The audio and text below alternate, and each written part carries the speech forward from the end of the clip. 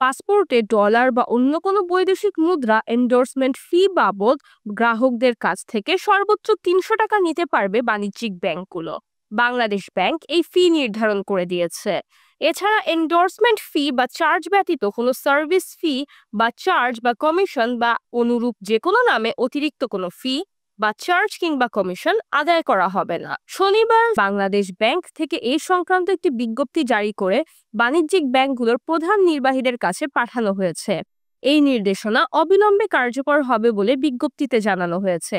কেন্দ্রীয় ব্যাংকের বিজ্ঞপ্তিতে বলা হয়, তফসিলি ব্যাংকগুলো বৈদেশিক মুদ্রা বিক্রির সময় বিভিন্ন হারে পাসপোর্ট এন্ডোর্সমেন্ট ফি ও চার্জ এবং অতিরিক্ত সার্ভিস ফি বা কমিশন নিচ্ছে। অতিরিক্ত ফি আদায় করায় ব্যাংক থেকে বৈদেশিক মুদ্রা কিনতে নিরুৎসাহিত হন গ্রাহকেরা। এ কারণে বৈধ চ্যানেলে বৈদেশিক মুদ্রা কিনতে উৎসাহিত করতে প্রথমবারের মতন পাসপোর্ট এন্ডোর্সমেন্ট ফি নির্দিষ্ট করে দেওয়া হয়েছে।